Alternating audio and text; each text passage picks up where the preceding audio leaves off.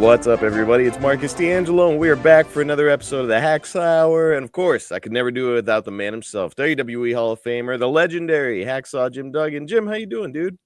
Well, I'm doing okay, Marcus. Thank you for asking. But we're going to start this show off with no jokes, no hose.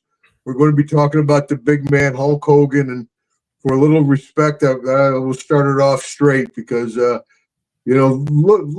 folks know Hogan and I had a much better relationship than a lot of folks know. I've known the guy for over 40 years. We never really ran together, but we've been together at different times over our careers. We always respected each other.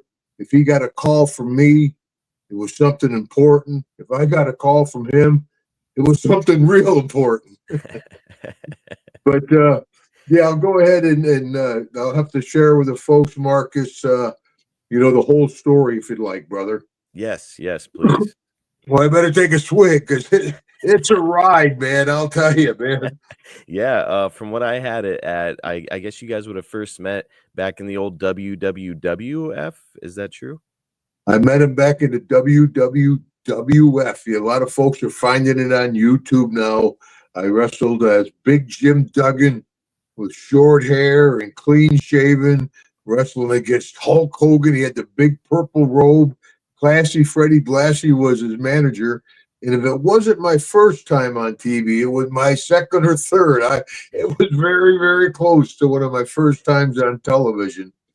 And I tell you, even back then, because I was a job guy.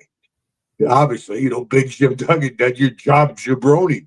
But now it's enhancement talent, That's it. But I'm a job guy, and I'm there to do a squash job for Hulk Hogan. So if you watch the match, I'm pretty much getting beat all to hell. But all of a sudden, boom, boom, boom, Hogan gave me a little bit. All right. So after I traveled with him a little bit back in the WWWF, but let me tell you the story about his funeral and all that, and then we'll go into how well I knew the guy. But that's a great way to segue into it because we go back 40 plus years, somewhere in, I think it was Allentown, Pennsylvania, maybe. I think with so. the old WWWF.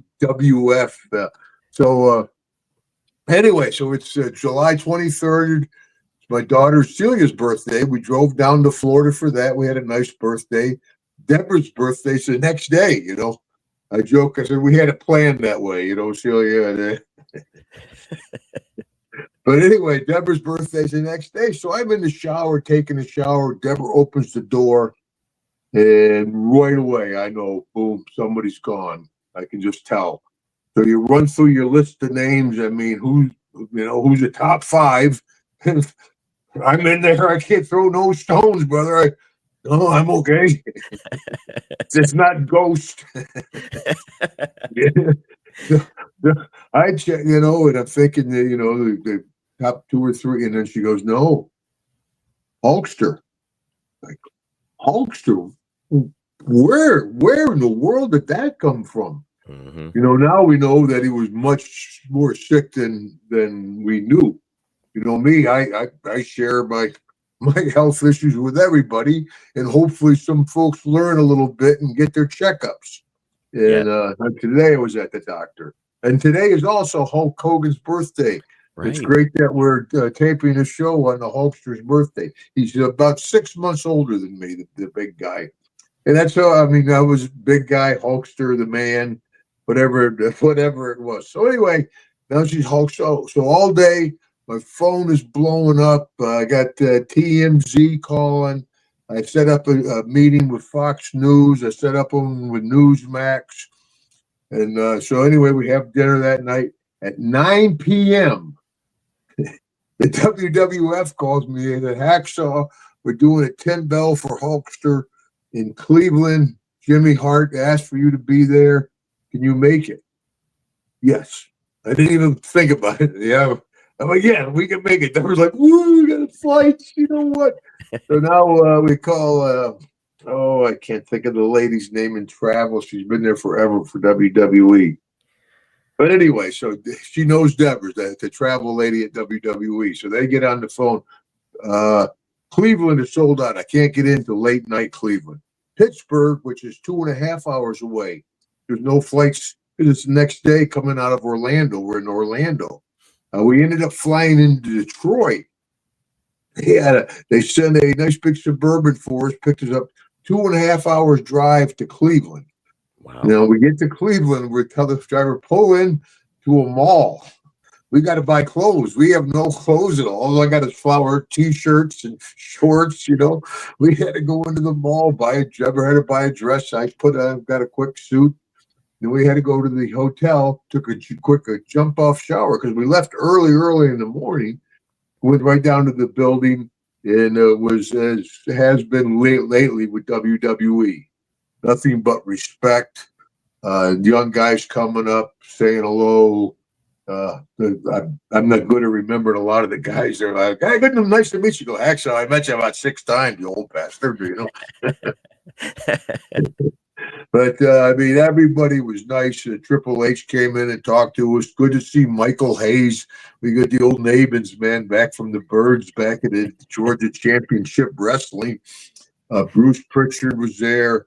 That was good to see everybody, and everybody was very welcoming. And then to stand on stage and have that remarkable 10-bell salute, which is something nice wrestlers do. They do it for. Most of the guys get a nice 10-bell salute. Yes. And I did a couple nights for Hulkster.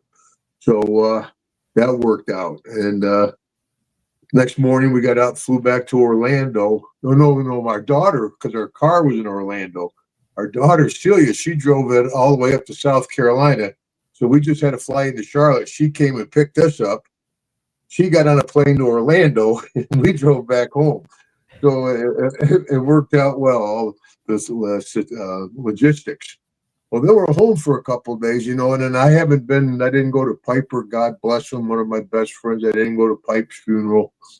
I didn't go to Terry Gordy, one of my best friends. I didn't go to Dr. Death, see my 3 best friends.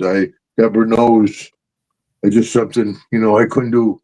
And I get out, and all of a sudden my phone, a few people got my phone number. Boom, that pops up. It says Hulkster. And it's a message from Nick, his son, asking me if I would be able to make his funeral. Wow. With a personal invite. He said it'd be an honor to have me. I said, no, it'd be an honor for me to be at the Hulkster's funeral. And so we ended up driving back down to Orlando. And it was an invite-only funeral. A lot of people say, well, this guy wasn't there and that guy wasn't there. It was invite-only. Mm-hmm. Very few people got in. So we drove down, spent the night at the girls' house in Orlando, drove over. And before I did that, though, had to jump in. I did a deal with Netflix that afternoon. They were doing a special on Hulkster. Wow. And I did a little bit on Cleveland, and they had rented a studio, and I went in there and we talked for over an hour about my relationship with Hulkster that we'll talk about after the funeral stuff. But anyway, so we go. There's helicopters flying around, news helicopters flying around the church. There's sheriff's department. They had a special pass to get in. We got in, and then WWE security was there also. And so it was pretty secure. But anyway, so we went down. They had the casket with a beautiful arrangement of flowers, obviously. Sitting, we were on the left side, and the front row, first seat on the front row was the Big Show. So I went up to Big Show because he always used to give me the business about hanging around. He goes, Duggan, you old timer, you're hanging around. So I went up to the Big Show. I went, hey, brother, you're hanging around. You're the old timer now, man. And anyway, so we were in the second row, but the end seat, me and Deborah, and next to Deborah was Mel, Ted DiBiase's wife, and then Teddy. But sitting right across from us was Sky, Hulkster's wife. And they came in. What a great quartet. People that were unbelievable singers. And the family came in, put a rose on the coffin. It was moving. It really was. And they sat there. And then other people got up and talked. They had a letter from President Trump. Wow. And it was a long, extended letter from Trump. And then at the end, he said, I love you, Hulkster. And that was nice. Triple H came up, and he talked about how Hogan had influenced his career when he was a young kid watching Hulkamania, and that's the kind of got him on the road. And then we're all kind of talking, and out of nowhere, everybody's looking around, talking who's going to be next, kind of murmuring, looking this way. Out from the back comes Vince McMahon. And Vince comes out, and he looked good, and he was very articulate as usual. Excuse me, he was before Triple H. So he comes out, and after he talks a little bit, he goes, well, let's have one last standing ovation for Hulk Hogan. And so everybody up in the place got up, right? We're all clapping, clapping. Place is rocking. And then Vince goes, Hogan. It was like the old days. That place was rocking. Everybody in there was chanting Hogan. And then during all that, Vince just turned and walked off stage. And then Triple H gets up on there. He goes, you think after all these years, I know better than try to follow Vince. But anyway, then H got up and had a nice talk. And then they, and just when they came to move the casket, to take the casket out of the church, I guess they call it, it was church. And Sky, she really caught her breath hard, and it was devastating. Anybody who heard it, that she started crying because she had held it together this whole ceremony. But when it was hard. Yeah. But they came down to get it. And she took that deep breath, brother, and it hit everybody. It was moving. And then we all got up, and the family went out, and then the Big Show and myself and everyone else. Shane McMahon was there. I talked to Shane for quite a while. I really think an awful lot of Shane. He's quite a man, Shane McMahon. And so we all went into the reception area. Kid Rock was there. I talked with Kid Rock for a little while. Dennis Rodman. I partied with Rodman back with Hulkster back in the day. Did you really? Oh, yeah. Yeah, we'll talk about that, about knowing Hulkster better than people know about me. Yeah, I was with him and Rodman in Ybor City back in the day. But anyway, so we're in the reception, and they had, shrimp and all kinds of nice food, hors d'oeuvres and stuff. And a lot of folks were there. DDP was there. It was good to see DDP. And Brian Knobbs and Tony were able to make it. All right. So it was good to see Brian Knobbs and Tony. So it was a hell of a send-off for a guy, man. It really was. And it was an honor to be there, an honor to be invited to be there. And it is, my daughters will tell you, it kind of hit me a little harder than I expected, to tell you the truth. Because, we were friends, but I was better friends with Pipe and Doc and Gordy.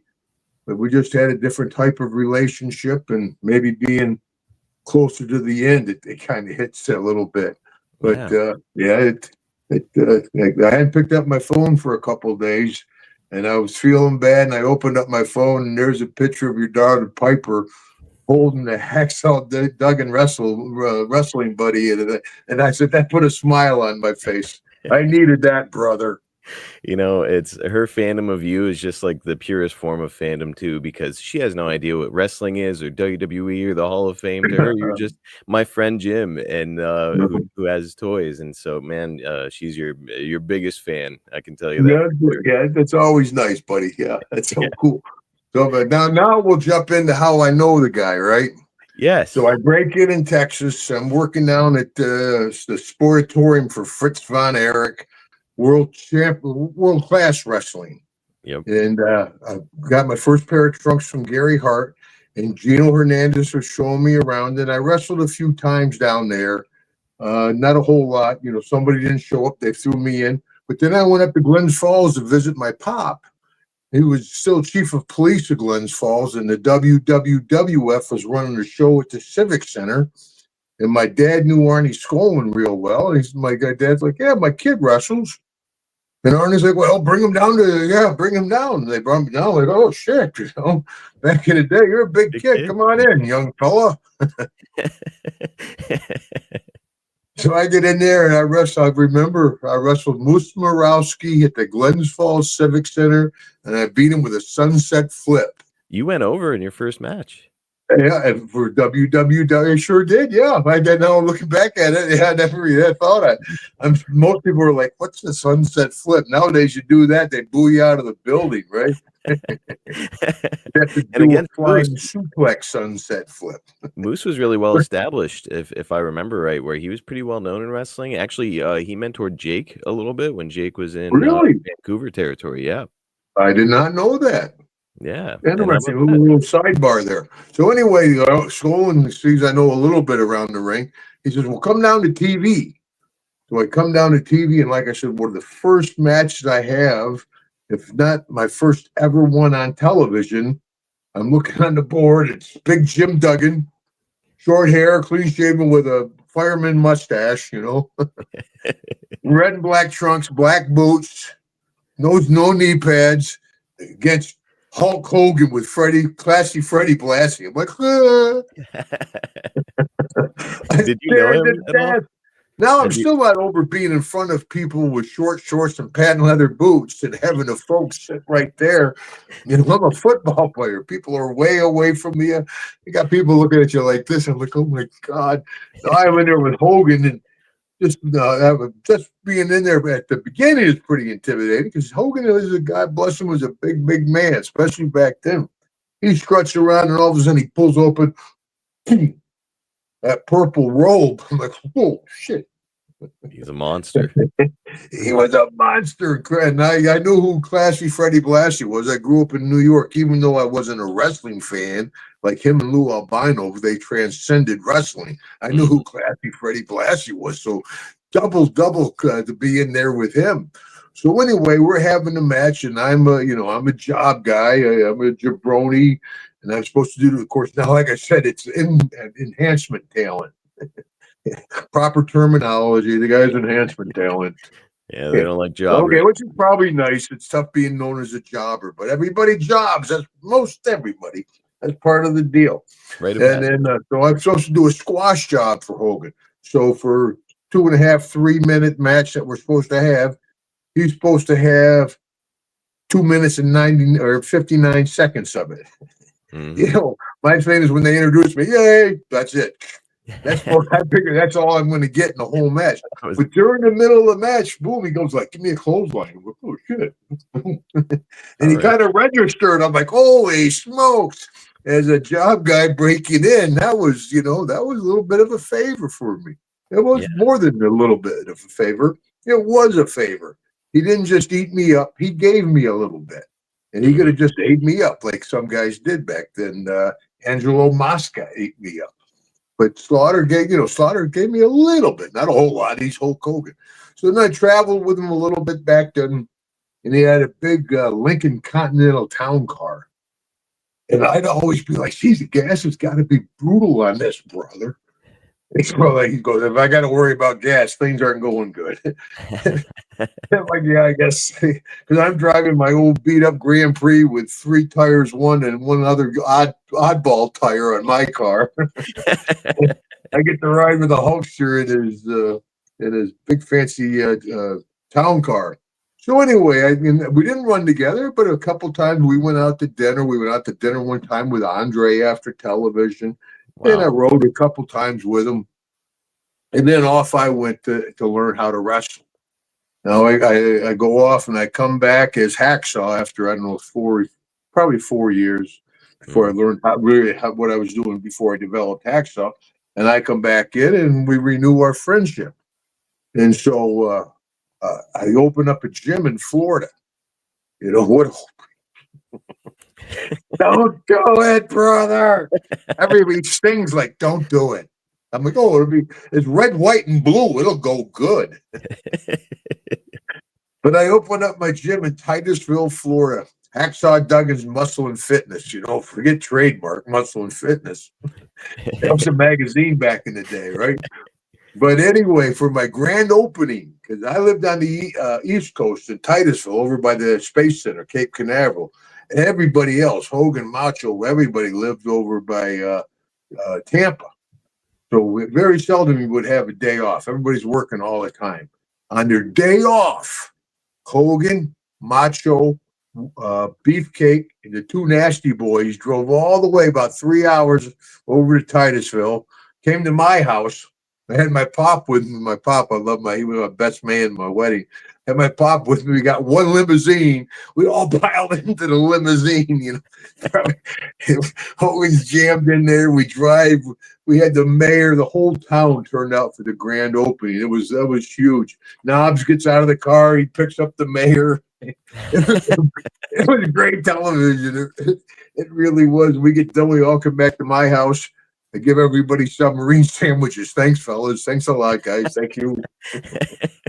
What a sign of respect, though, from those guys, right? What a hell of a payoff, man. But they knew that going in, man. I mean, Macho, I got along good with Macho. Beefer, I think he came along just for the ride, and I got along good with the Nasties. But yeah, so so now there's another example, right? I get with Hogan. He opens up my gym. Now we're towards the end of the career, and now later in my career, I used to get my 3-point stance, my finish. I'd walk around the ring, set up. I learned that from Dusty Rhodes. He'd walk around, he would do something different. I can't remember. But walk around telegraphing to the people what you're going to do. You telegraph to them. I get down to that 3-point stance. The bad guys stand up. Here I come. I run and I dive. Boom. And I dive and I take the guy down. And I did it one time. I stuck my left leg out a little too far. I tore the cartilage. So, little side story. I did it I think in Dallas, and all my college football friends were there. Had 4 or 5 offensive linemen who were still buddies. So we go back to the hotel. I'm like, yeah, it's definitely torn. I'm going to have surgery, right? And they're all like, oh, that's bad, Duggan. Yeah, Duggan, that looks bad, brother. Wouldn't have surgery. That's too bad. Too bad. There's a knock on the door. Door opens up. Jake comes in. Hey, Duggan, can you do this? How about this? That sounds about right. All the guys are like, son of a... So it's wrestling humor, fellas. But back to the main deal. So Hogan's like, why do you dive? He says, just run through it. I'm like, well, shit, yeah, why dive? So just run through it. And that saves so much wear and tear on my body instead of diving every time. And we've talked about it after that. It's so ironic that he was the guy that every night would hit the ropes, jump up as high as he could, boom, land on his ass. Spine, hip, knee, everything, boom, boom, boom. And he won every night, every night he was doing that.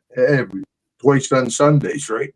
Yeah, so like 7 nights a week. So it's funny that, and plus he had those huge guns. If he had a bear hug finish, or would have worked, or a head lock, to squeeze her head off. Yeah. But so there's another one. So then we're doing Hogan and Friends. Was that it? No. Hogan Knows Best. Remember the TV show, right? Yeah. So I get a call from Hulkster. Goes, hey brother, we're gonna do a shoot down in Miami. You want to come down? I'm like, yeah, sure, I'd love to, brother. So fly me down, Endeavor down, first class. They put us up in the Lowe's Motel, a real fancy day. I'm like, oh, we're staying at Lowe's. What the hell? They're like, no, it's a difference. I'm like, I don't know. Yeah. They're taking the 2x4 gimmick too far. They're putting Duggan up at Lowe's. Like a shed inside the building. Yeah, we do the Hogan Knows Best episode, and it's Haku's there, and Brian Blair from the Killer Bees. Blair was at the funeral. It was good to see Brian. He's a good man. He was at the funeral. Yeah, Knobs was there. I can't think of who else, but cell phones had just come out pretty much, right? And everybody was free booze. It's at Hulkster's house in Miami. I mean, unbelievable house, Miami Beach, multi-million dollar home. Anyway, so we're out there, everybody's drinking pretty good. All of a sudden, Aku's like, ah! he grabs Big Brian Blair. Ah! Into the pool. Blair jumped out of the pool. He's like, my cell phone.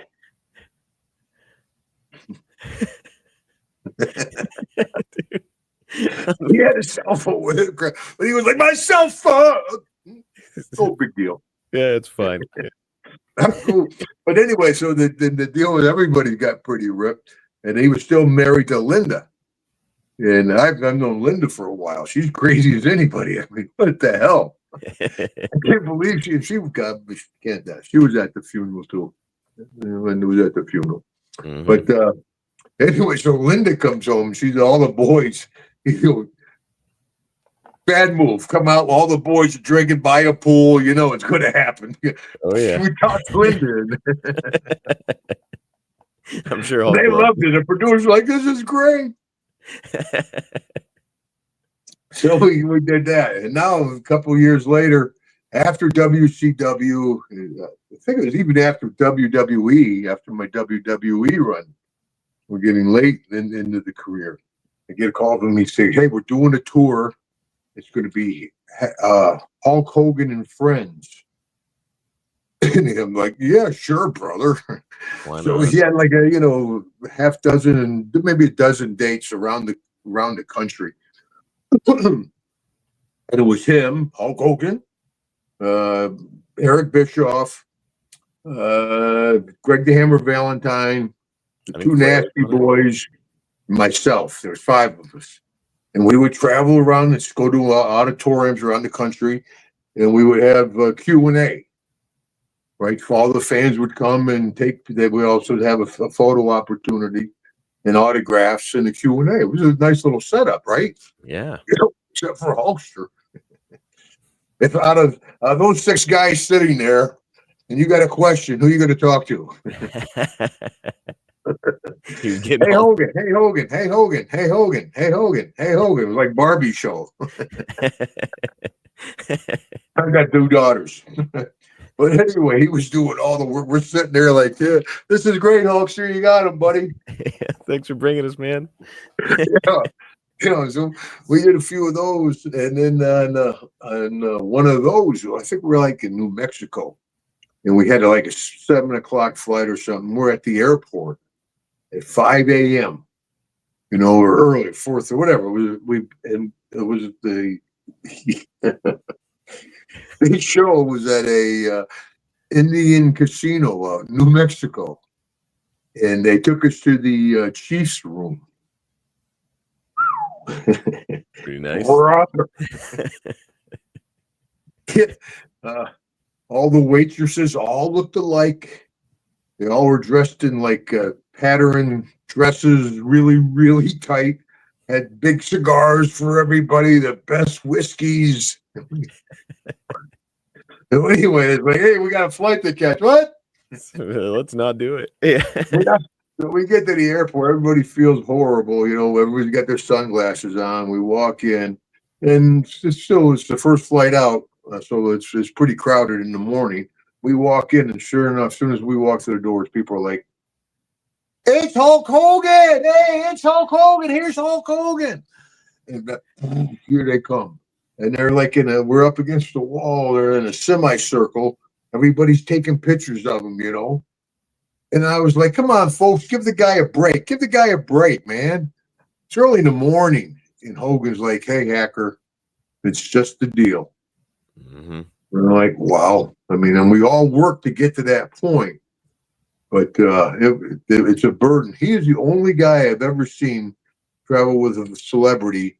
Usually if, celebrity, you land at the airport, you get off, you walk down the jetway, they'll have a golf cart right there ready for you. The celeb will jump on the golf cart, golf will go through the airport. Yep. Hogan, you pull up to the gate, door opens, they take him down the jetway stairs onto the tarmac, put him in a car, drive him to the other gate. Because even going on the golf cart, people, hey, that's Hogan, it's Hogan coming. And he was a very noticeable guy. Love him or hate him, he was a big man, and yeah, he stuck out.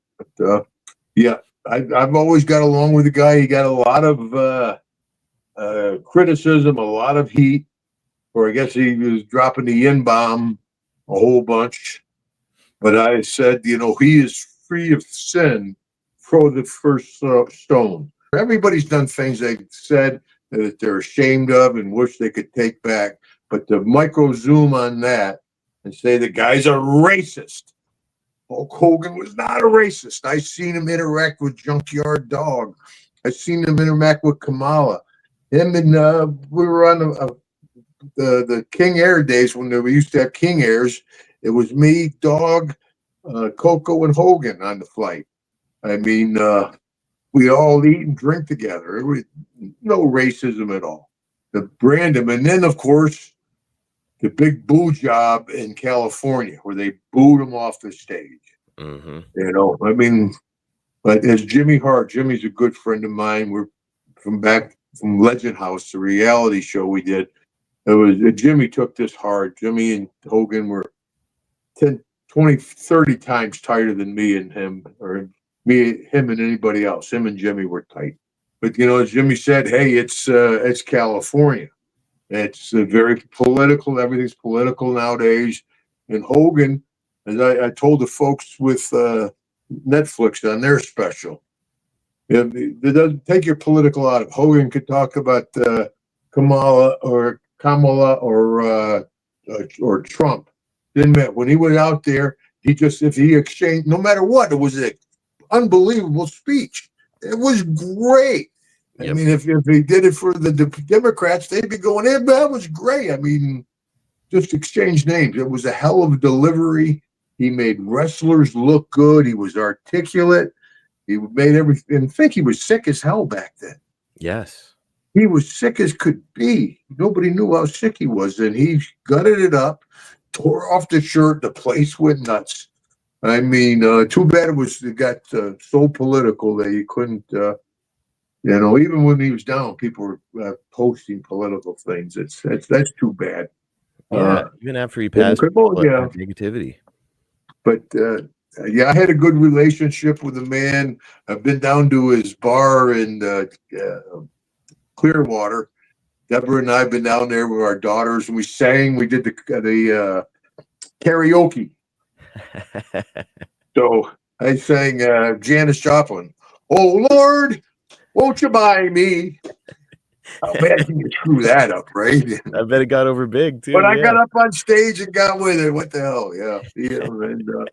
But for him to go through all that, and surprisingly, he kept it private. I guess Jimmy might have. I don't know. I think Jimmy was shocked too. I don't think Jimmy knew how sick he was.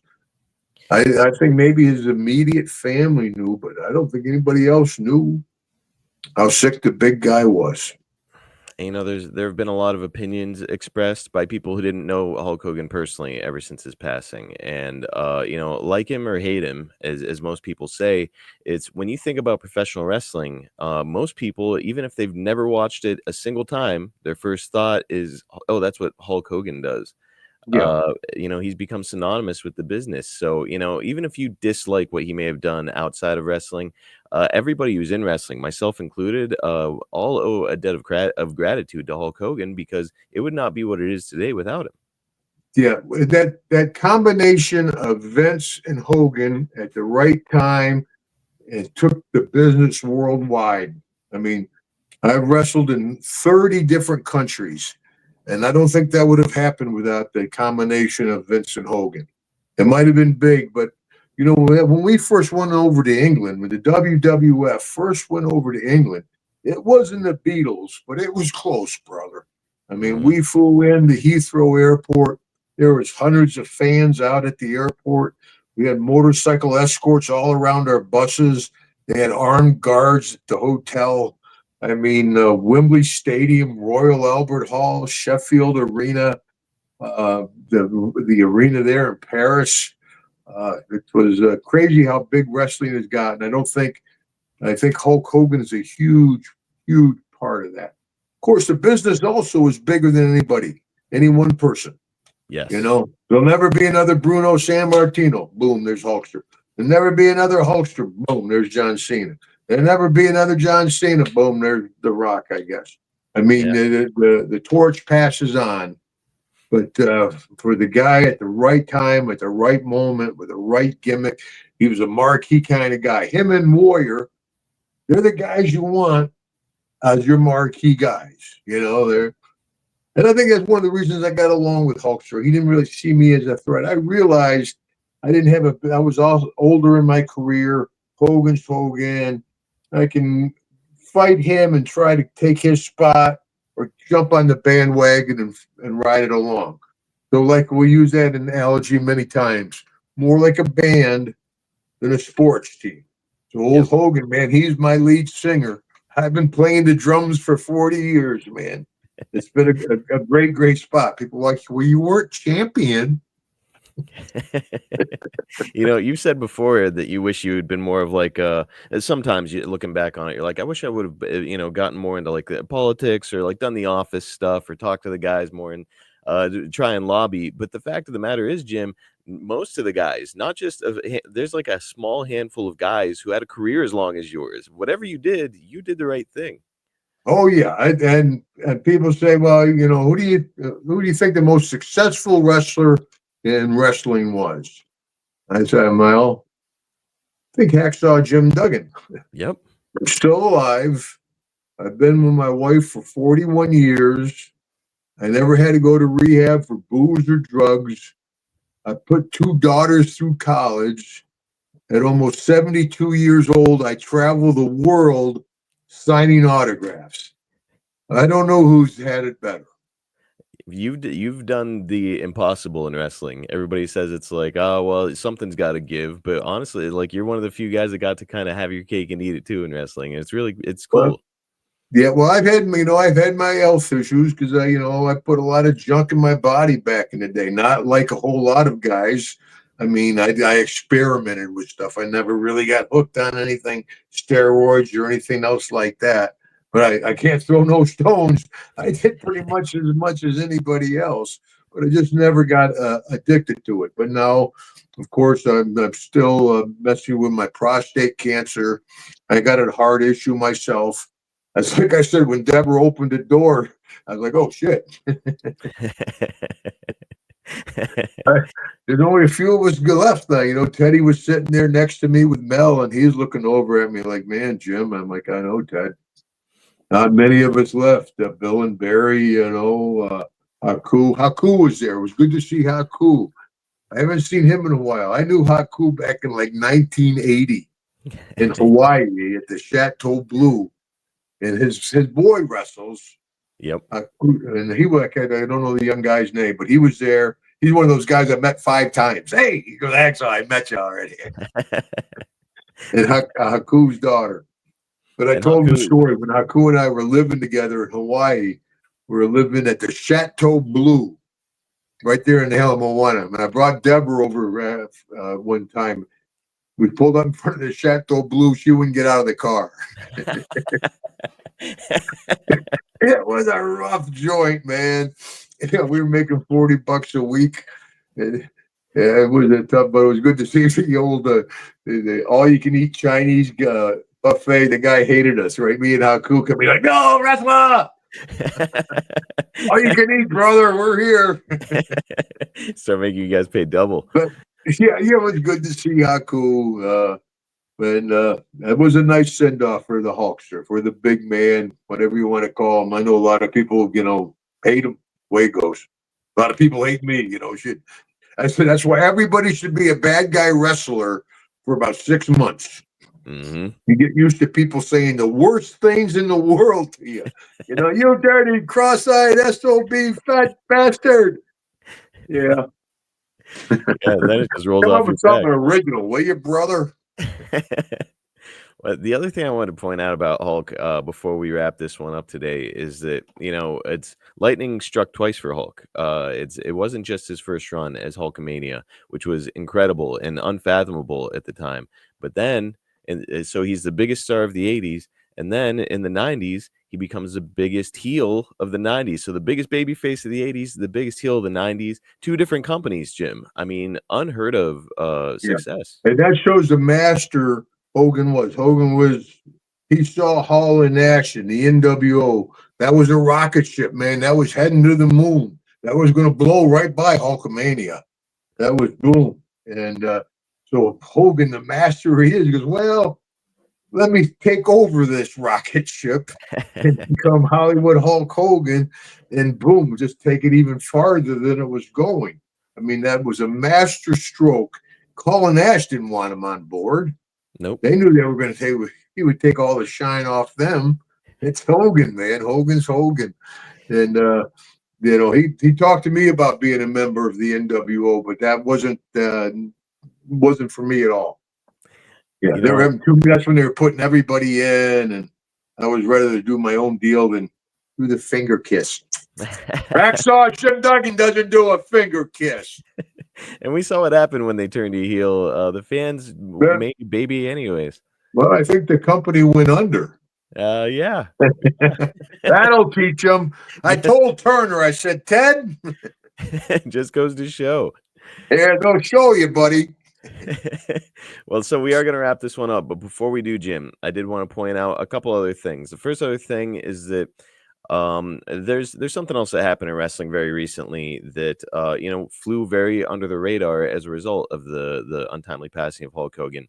I didn't want to let this go by without at least mentioning it. I know that you and he didn't always see eye to eye, but Buff Bagwell unfortunately lost a leg. Yeah. No, Yeah. I got along good with Buff when he was Marcus Alexandria Bagwell. He was, actually got my nephew loved him. It wasn't just Marcus Alexander Bagwell. Marcus Alexander Bagwell. It was a good gimmick, and we worked well as a tag team and everything. They buffed the stuff, stuck him in NWO, put him with those guys. That got a little big, and yeah, and that's the way it is. And most guys come back out of it. Buffett stuck with him for a while, but I've seen him many times in the past couple of years. And there's, and with anybody, there's no animosity except Matt Bourne. Yeah, by all accounts, Buff, a completely different man. Little peek behind the curtain. I help out a lot of wrestlers on social media, and for a while there, I worked with Buff. And you hear all the stories in the business, and I'm like, boy, what's this guy gonna be like? Couldn't have been more kind-hearted or sweet to me. Yeah, I think as all the guys get older, I mean, even Vader, he toned it way down as he got older. I've toned it way down as I've gotten older. I mean, you get older, you get smarter, brother.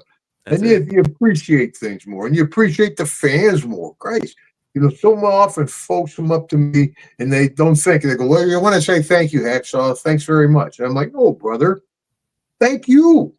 Yep. Yeah, but a lot of it doesn't register. They go, okay, yeah, thank you. And I'm no, thank you.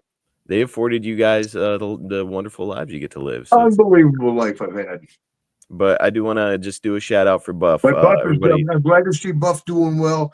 yes. He struggled with that, I guess his foot, a lower leg for a while. I know he really hurt him for a long time.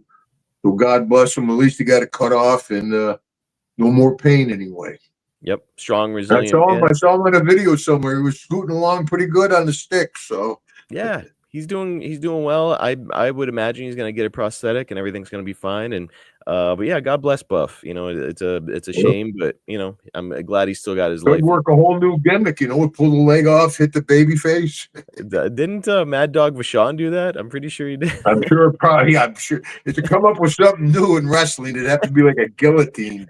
We'll cut his head actually off. It would get over. It would get some heat. Yeah. Last thing I wanted to mention, Jim, was that over SummerSlam, it's been a minute since you and I got to talk. Over SummerSlam, they released images of some new Hacksaw Jim Duggan figures that are coming out. Did you get to see those? Yeah, I sure did. They got me. I don't know where they got that body from, brother. I mean, my social media is like, Hacksaw, you were a big guy, but those fans don't know anything. We're under that shirt. Jacked up. That was. But yeah, it looks great, man. I think that's a. Is that a WWE deal?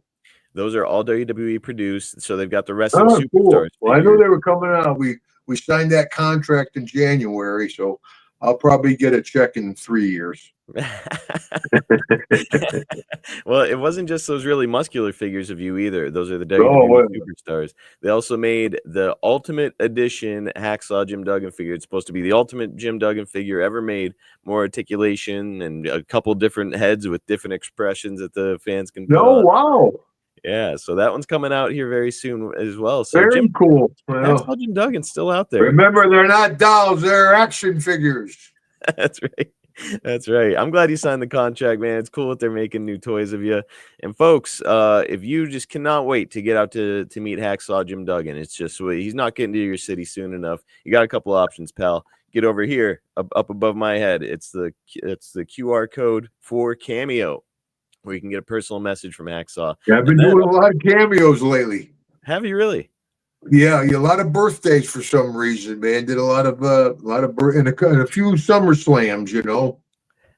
But I just want to wish everybody out there a happy birthday, tough guy. This holds for you. Oh! Yeah, Jim. Nobody does a cameo like Jim Duggan, man. Go out of your way to get that. And then up above Jim's head. Up above Jim's head, you see it for Hacksaw Jim Duggan Shop. So if you want some autograph merchandise, you see that up there, Jim? Yeah. What are you doing writing on my ceiling? If you want autograph merchandise from Jim and you can't wait to go out and meet him, that's the place. So get over there, hacksawjimdugganshop.com. Jim, I know that it was probably not a super easy subject today, thinking about your old pal, the Hulkster. I know that people across America were heartbroken, myself included. I was a little Hulkamaniac as a kid, so it's tough. But yeah, I just want to say, cut the guy some slack, man. I mean, the guy in that position, you got to understand his position. Yeah, I don't think I've ever been with him when somebody had to come up and said, "Hey, Hulkster, can you help me with this? Hey, can you do this for me? Hey, I got a great idea. We can put money into this." I mean, yeah, everybody always wanted something from the guy. People go, "I met him one day. He was a real jerk." I said, "Yeah, but you know what was going on in his day?" Right. And you walk up and ask for an autograph. I mean, think about what he's been doing. He hasn't slept in 2 days. His ride's not there. Hasn't eaten a hot meal. I mean, people have bad days too, you know. Yeah. But in general, I've seen him be you know, and like I said, everybody's going to have different opinions. But he was a friend of mine. And an inspiration to many people across the world. Shit. Undeniably revolutionized wrestling. Everybody wants to talk about. Of course, if you talk about Mount Rushmores of wrestling, it's almost got to be generational. Yep. You know, it's hard to have just one overseeing Mount Rushmore. But to start off the Mount Rushmores of Mount Rushmores, HH. Well, I'm sure that most of our listeners think that you're up there, Jim, and certainly my daughter does.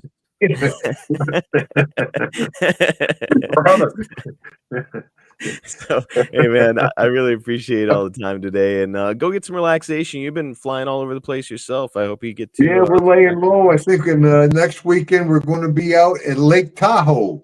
All right, Lake Tahoe. Yeah, we're flying into Reno and driving. We're spend a few days. We're going to take as usual. Like I say, we're getting older. We can stop and smell the roses. Deb and I are going to fly out to Reno, get a rent-a-car, drive around, and the Comic-Con is in Lake Tahoe. That's right, the Lake Tahoe. So if you've never been to a Comic-Con, folks, check one out. They are a lot of fun. Get out there. If you're anywhere in Nevada, it's worth the drive out to go and meet Jim Duggan and get something signed, get your picture with him. And Jim, you and I can do this again here in a couple weeks, pal. Always good to talk to you, Marcus. Hopefully we'll hook up before next year in Vegas. We had a fun time in Vegas. We did, and I'm sure that we're going to be crossing paths soon. I'm making the towns, as they say, as a wrestler, but we'll make it work. We'll find the time. All right, buddy. Good talking to you, Marcus. I'm not going to hold on this one. This is a Hulkster deal, so we'll do a somber God one. bless the big man. And God bless you. Thanks, everybody. We'll see you guys next time.